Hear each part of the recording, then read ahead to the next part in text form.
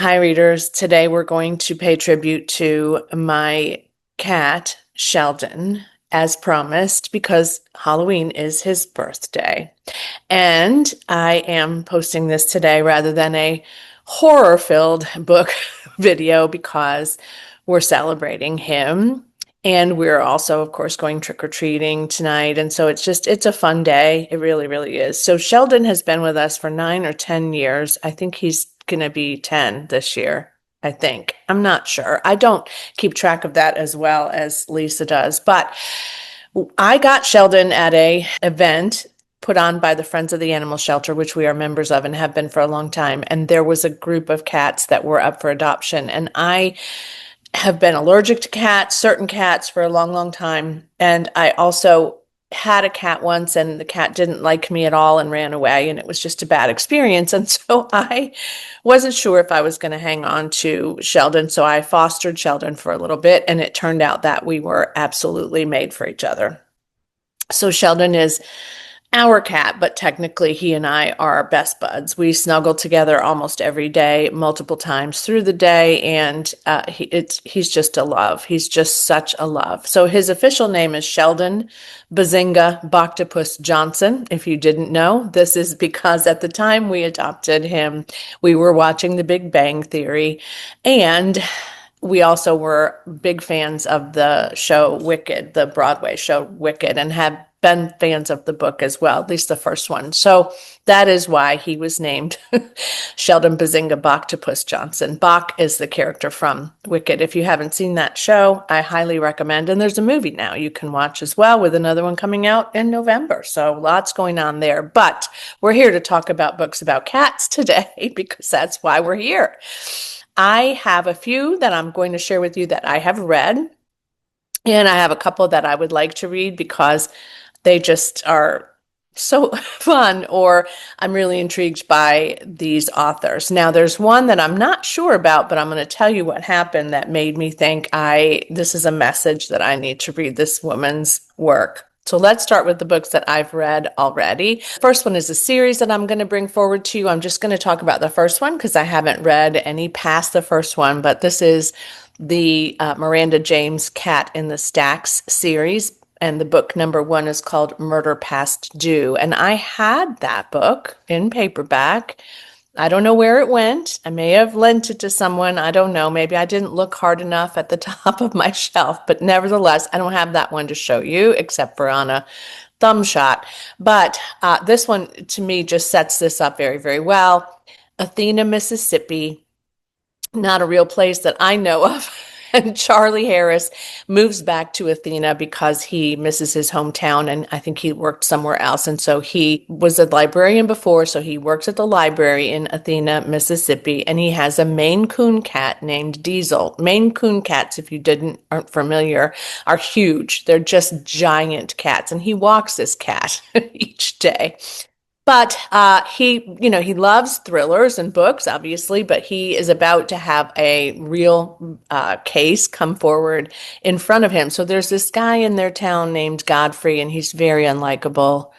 He's just a terrible, terrible guy. I would kind of like to reread this because I do remember really enjoying it, and I remember I have a fond memory of it. Nevertheless, Godfrey is arrogant. According to Charlie, his belief about Godfrey is that he's arrogant and just, petulant and manipulative. He's a jerk, essentially. Charlie would really like to stay away from Godfrey, but it's hard to do because he's part of this really small, close-knit town. You know how these go. But at one point, there's a man who's in the hospital because Godfrey attacked him in some way, as I remember. And then by the end of the day, Godfrey is dead. So they have to, of course, try to solve the murder. And Diesel helps to do that. How does Diesel help to do that? I'm not going to tell you because I don't want to spoil anything. But book 2 is classified for murder. And so I've had this one signed by him because we went to his event at my library a while ago. He lives in the Alabama area. And I say he because Miranda James is his pen name. He's not a woman in real life. And then File M for Murder is book 3 in this series. A kind-hearted librarian, hero, and gentle giant of a cat that will steal your heart was the blurb by Lorna Barrett, who also writes cozy mysteries. And so can't wait. And then book 8, I think, called 12 Angry Librarians. I love these covers too. These are absolutely just adorable. Let me tell you who does these covers. Leslie Worrell and Katie Anderson. Design the jacket and illustrations are done by Dan Craig. Great job, Dan. Okay, so great job, all of you. I would like to go on in this series. I say this a lot, but I really, really would. But I really think that these are going to be good. Okay, so another one. This one came from my daughter. It's really fun. How to tell if your cat is plotting to kill you, which is a funny, hilarious graphic novel that she found for me when we did our Christmas book exchange. The reason this is so funny is because Megan is not keen about cats. She's kind of afraid of them. And she's gotten a good relationship with Sheldon going, but we had a couple of foster cats over the years when she was still living at home, and it was really hard for her. But this one is hilarious. So it is comedy. There are great illustrations. I know, right? I can't tell you how cute this is. I feel like having found this again to do this video means that I'm going to want to reread it as well. This will not take long, but it's been out for a while, and it's just episode 4, Thursday, the Bobcats. I know. I can't with this. It's so fun. So much fun. This one is a book that I have read to my kids for a long, long time. So this is a children's book about cats, but I'm recommending it to you because it's really good. This is Cat, You Better Come Home by Garrison Keillor. If you're familiar with Garrison Keillor, he was the host of the Prairie Home Companion series, and he wrote several novels as well. Paintings by Steve Johnson and Lou Fancher. So this is really the best book. I can't even tell you. The illustrations are also fantastic in this one. It's dark, literally, and this always delighted my kids. They've all just enjoyed it. And in fact, I think I'm going to read it to my granddaughter this weekend because she's coming to stay with us for a little overnight visit after Halloween. So she's going to probably love this because she really does enjoy Sheldon very, very much. And this next one is the last one that I've read that I'm going to share with you today is Old Possum's Book of Practical Cats by T.S. Eliot. And of course, this is an older one for sure. This came out in 1939. It was illustrated by Edward Gorey. I have always been a fan of T.S. Eliot's work, but especially this particular book, and I do want to read more of his, but this one was, I read it as a young person. I think it is a great children's book as well as an adult's book for sure, and there are a lot of references to cats in T.S. Eliot's work, but this one is completely about cats. And if you were wondering and didn't know this, this is the basis for the Broadway show Cats, which I've seen multiple times. And also the movie, which I've seen once, and I'm not sure I finished it. And I love James Corden, but that's another day. So it's a really, really great book if you haven't gotten to it. This does follow the same characters that were in the Broadway show or the movie. If you liked it, that's fine. So Buster for Jones, McCavity, the Mystery Cat, Growl Tiger, Rum Tum Tugger, all of them. So if you're a fan of cats, but you've never read this, I highly recommend that you do. And if you've read it before and you haven't reread it, as I have not, it might be time for us to talk about a buddy read because I would love to do that with somebody. And it needs to be on my shelves again. The first one in my list of books I haven't read is The Cat Who Saved Books by Suzuki Natsukawa, and also translated by Louise Heel, I think it's Heel Kawai. This one is set in Japan. It was originally published in Japanese. I'm wondering about the controversy that could be happening over this, but I'm not sure because The Cat Who was the series that Lillian Braun wrote, and she wrote 29 of those. We're going to talk about her a little bit in a minute, but I wonder if that was a nod to her or I don't know, but because it was set in Japan, it's probably fine. Nevertheless, this one is the cover had me.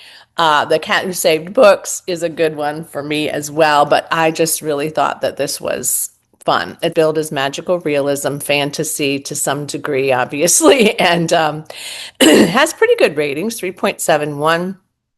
Just love it. So this is Natsuki Bookstore. Has been around for a really, really long time on the edge of this little town in Japan. And this little boy, whose name is Rintaro Natsuki, who has loved this space that his grandfather created, has been in and out of this bookstore all of his life, and he's been very reclusive.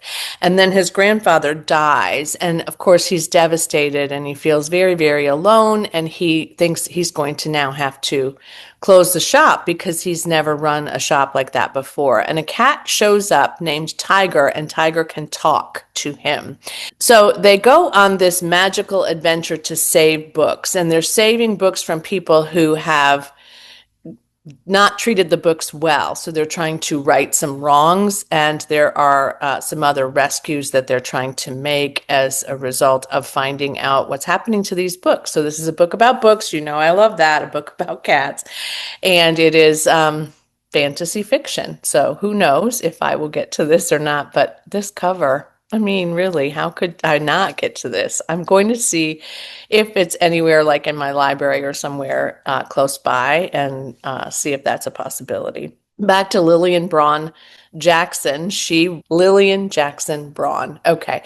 This woman was born in 1913, I think. It was before my mom, for sure, and she died in 2011. Her last book, as I said, was going to be number 30 in the Cat Who series, and the publishers pulled it back, so it never did get released, but there are tons of them. I have never read any of these, but I was looking at the synopsis for this first one, which is called The Cat Who Could Read Backwards. And these are all murder mysteries in this series. And The Cat Who Could Read Backwards has a cat in it named Coco.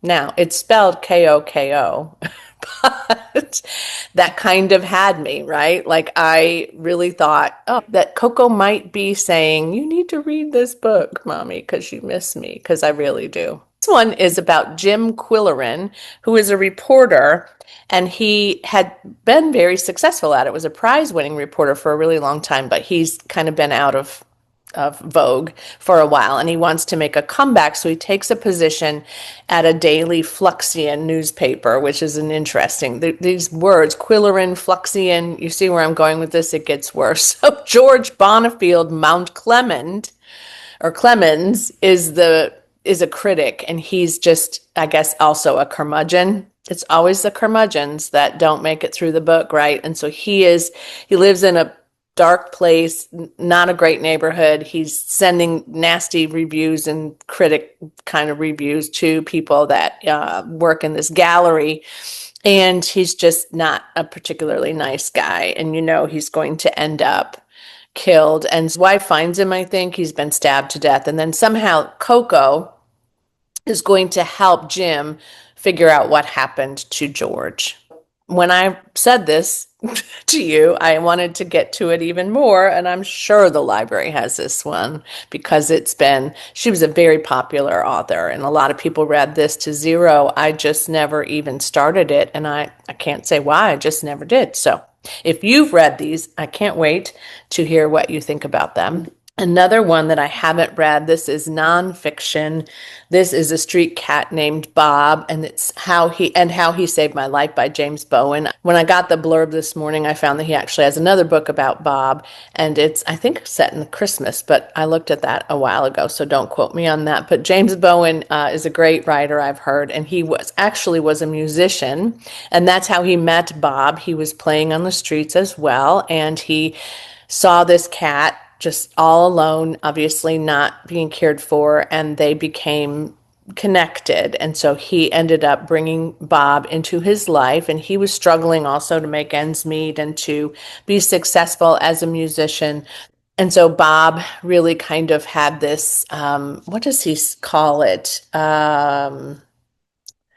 He possesses some kind of magic, Bob does. and he's a little injured as well. So he helps him, nurses him back to health, and then, of course, they become besties for life. The reason I got this one and want to read it is because he looks like Sheldon. Not exactly, certainly, but that's what my Sheldon looks like, and you'll see pictures of him, I'm sure. This is another nonfiction, and I'm bringing it forward because I brought one similarly forward for the books about dogs. So this is The Inner Life of Cats, The Science and Secrets of Our Mysterious Feline Companions, and this is by Thomas McNamee, I think.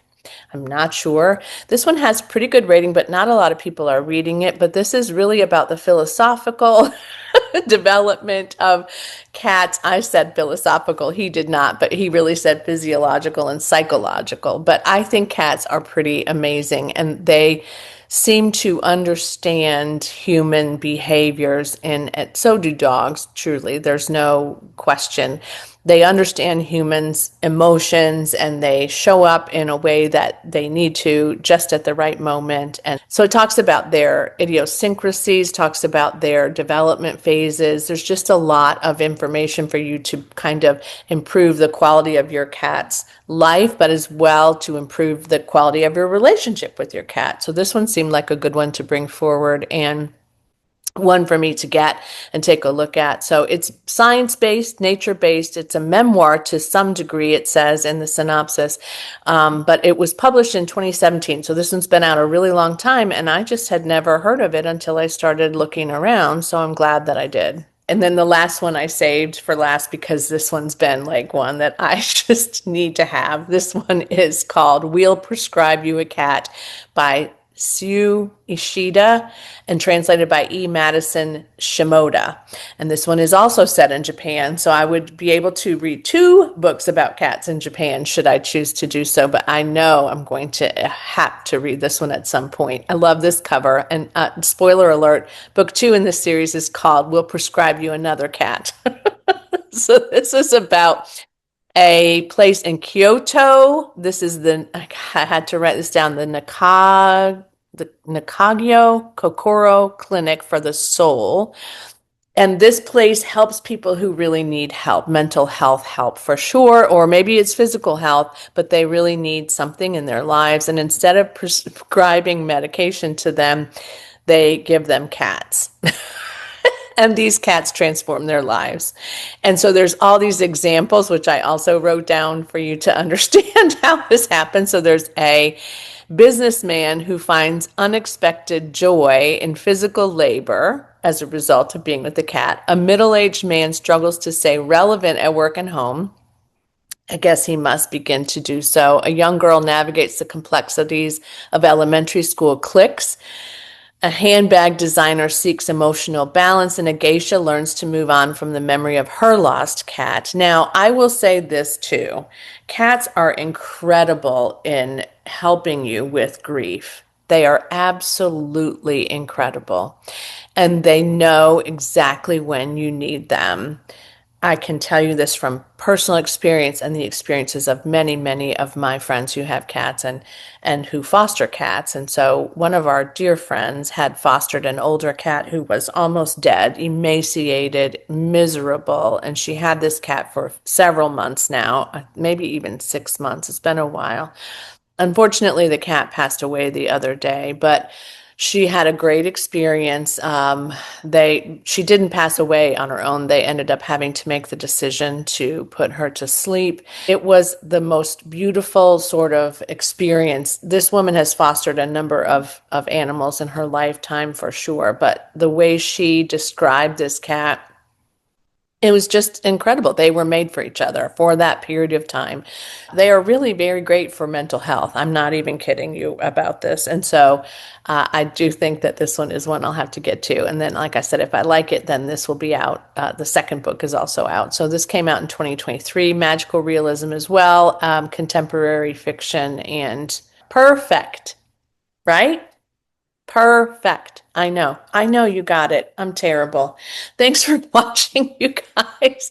Thanks for all your support on my channel. If you have a cat, please let me know about your cat. And also let me know if you've read books about cats that you have really loved, because I just don't have that many on my shelves. To be quite honest, the dog population of books has really outnumbered the population of books about cats in my house for sure. Now, that's not all my doing because Lisa loves dogs first and foremost. So she would always prioritize them. However, she has a great relationship with Sheldon as well.